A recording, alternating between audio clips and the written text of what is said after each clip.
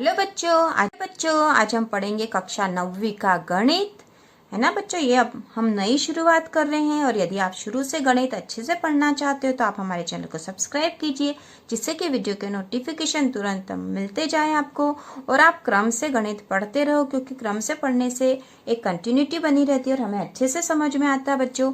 तो चलो अब हम शुरू करते हैं गणित की प्रश्नावली 1.1, है ना बच्चों। 1.1 जो प्रश्नावली है, इसको हम शुरू करने से पहले हमें कुछ छोटे छोटे कॉन्सेप्ट समझने की आवश्यकता है और वो कॉन्सेप्ट हमें समझ में आएंगे तो हम गणित अच्छे से कर पाएंगे। करने के लिए सबसे पहले हमें ये समझ होनी चाहिए कि हमें संख्या रेखा और संख्याओं का ज्ञान होना चाहिए। इसके लिए देखो, मैं संख्या रेखा बना के आपको समझा देती हूँ पहले, और यदि ये समझ में आ जाएगा तो आप आगे के सवाल आसानी से कर पाओगे। तो देखो बच्चों, ये संख्या रेखा जो होती है उसके बीच में होता है 0, है ना, 0 होता है, और उसके इस तरफ होती है सारी राइट हैंड तरफ सब जो होती है धन वाली संख्या होती है। आप जानते हो, हमने ब्रिज कोर्स में भी ये पढ़ा है ना। और इस तरफ जो होती है सब ऋण वाली संख्याएं होती है, ये भी हमने पढ़ा था, ये बात तो हमें समझ है ना। तो संख्या रेखा पर इस तरफ सारी धन वाली संख्या है और इस तरफ सब ऋण वाली संख्या, बीच में 0 है। और ये जो संख्या है जैसे 1 2 3 4 5 से लेकर ये अनंत तक की संख्याएं हैं, ठीक है। अनंत तक की संख्या इधर शामिल है और इधर भी ऋण वाली संख्याओं में अनंत तक की संख्या शामिल है बच्चों। तो अब हमें ये पता होना चाहिए कि संख्या रेखाओं पर संख्याएं कौन कौन सी होती। तो संख्या रेखा पर 1 से लेकर, है ना, धन वाले 1 से लेकर अनंत तक की जो संख्याएं हैं ये कहलाती है प्राकृत संख्याएं। क्या कहलाती बच्चों? प्राकृत संख्याएं, ठीक है। प्राकृत संख्याएं कौन सी होती बच्चों? 1 से लेकर अनंत तक, है ना, 1 से लेकर अनंत तक की संख्या प्राकृत संख्याएं। अब यदि इन प्राकृत संख्याओं में हम 0 को भी शामिल कर लेते हैं, हमने 0 को भी प्राकृत संख्याओं के साथ डाल दिया, है ना। 1 से अनंत तक की संख्याएं तो थी हमारे पास प्राकृत में हमने 0 को भी डाल दिया।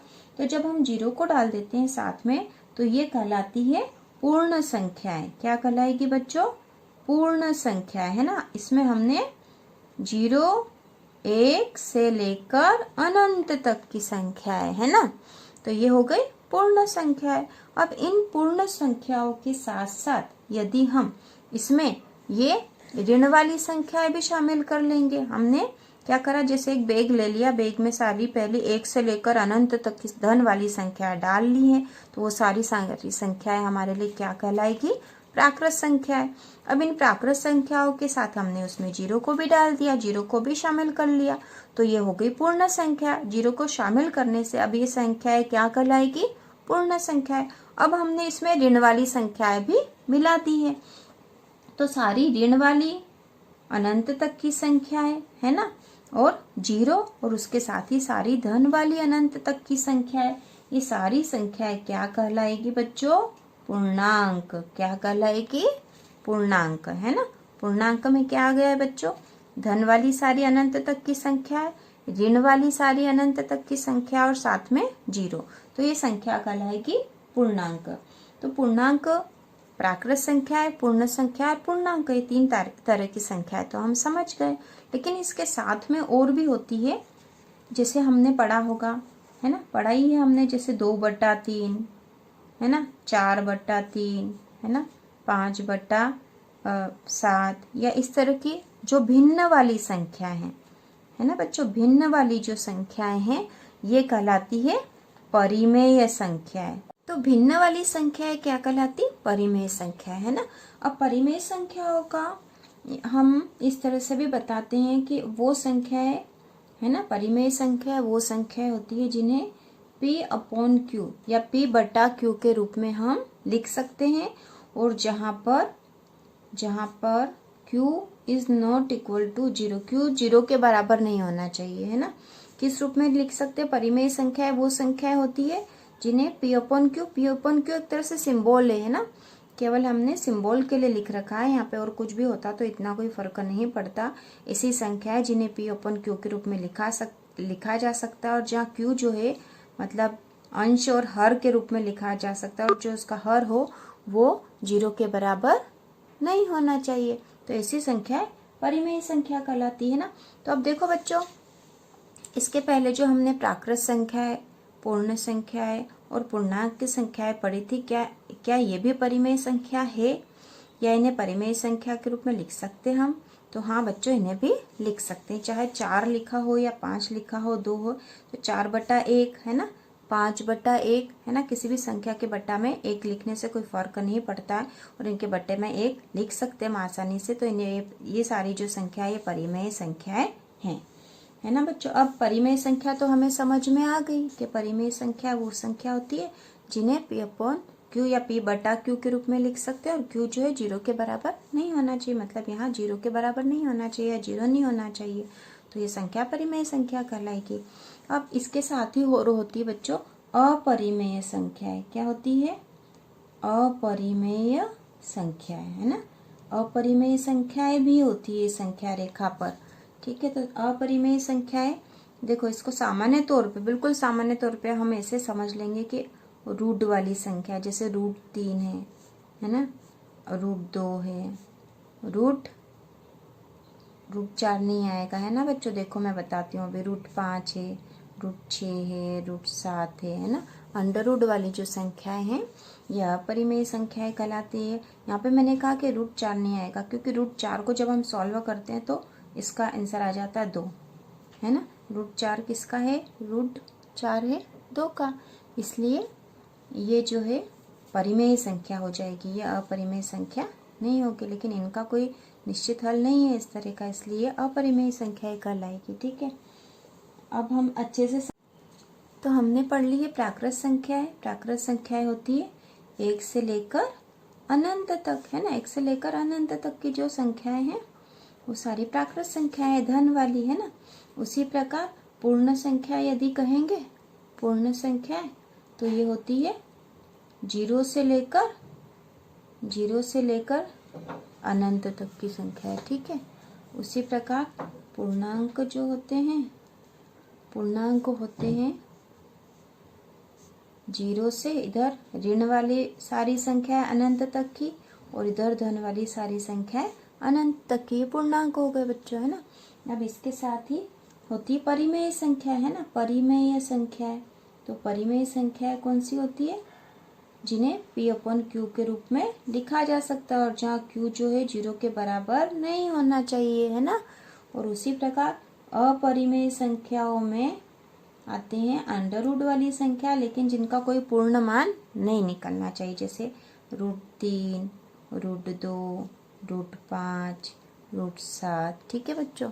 तो इस तरह से हमने ये सारी संख्या पढ़ ली। अब हमें ये भी पता होना चाहिए कि जैसे परिमेय और अपरिमेय, है ना, ये सारी संख्या तो परिमेय में आ गई थी, है ना। हमने देखा था कि इनको बटे 1 के रूप में हम लिख सकते हैं, मतलब प्राकृत संख्या, पूर्ण संख्या और पूर्णांक।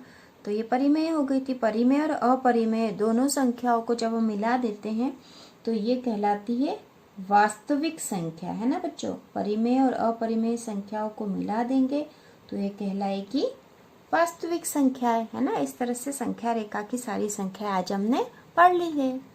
तो चलो बच्चों, अब हमने जब संख्याओं के बारे में पढ़ लिया है तो अब हम पढ़ेंगे प्रश्नावली 1.1।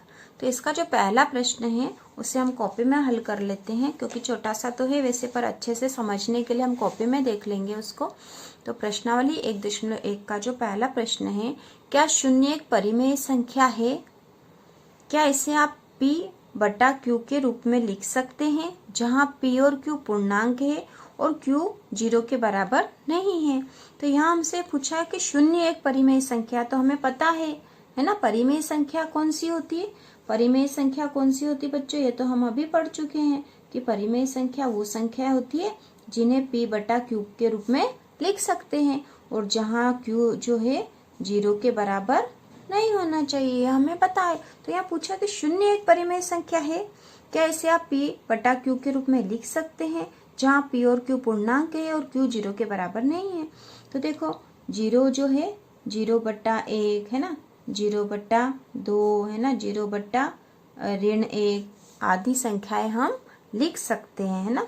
तो ये हमने जब संख्या रेखा पढ़ी थी तब भी पढ़ा था कि जितने भी प्राकृत संख्या है, पूर्ण संख्या और पूर्णांक है, वो सारी परिमेय संख्याओं के अंतर्गत आती है। ये बच्चों हमने पढ़ लिया था। तो इस प्रश्न का उत्तर है कि क्या शून्य एक परिमेय संख्या है? तो हम लिखेंगे हाँ, शून्य एक परिमेय संख्या है। ये इसका उत्तर है ना, परिमेय संख्या है। ठीक है बच्चों, ये इसका उत्तर है। और क्या इसे आप पी बटा क्यू के रूप में लिख सकते हैं? तो इसे हम बताएंगे कि हाँ, हम इसे पी बटा क्यू के रूप में लिख सकते हैं।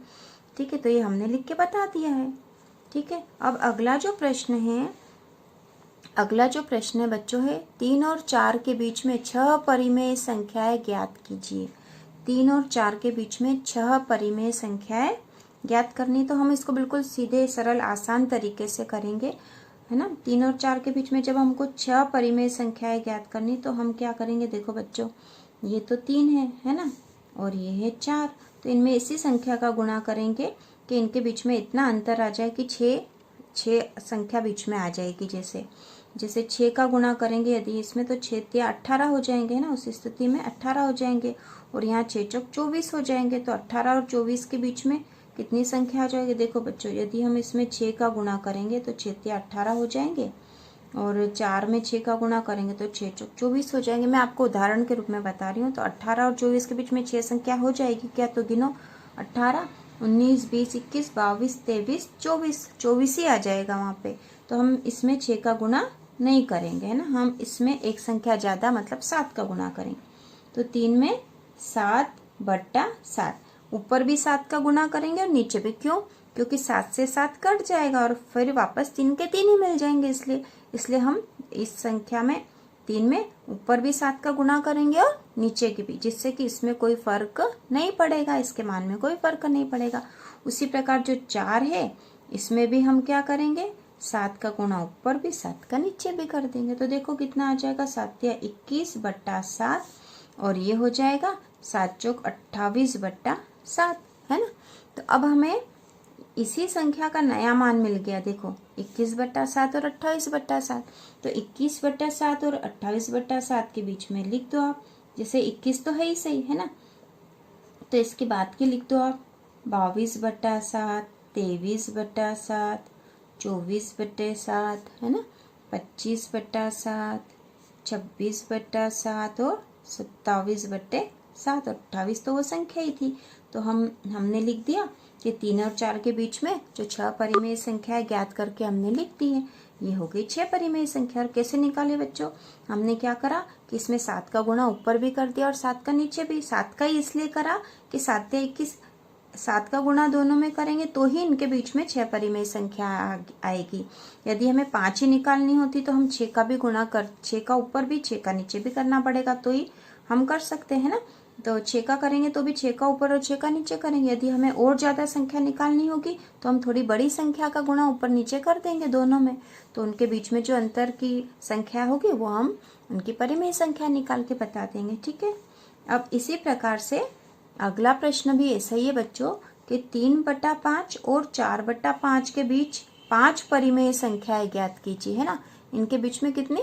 5 परिमेय संख्याएं ज्ञात करनी। तो अब हम क्या करेंगे? देखो बच्चों, 3/5 और 4/5 है, तो 3/5 यहाँ लिख दिया मैंने। देखो उसी विधि से करेंगे हम, है ना।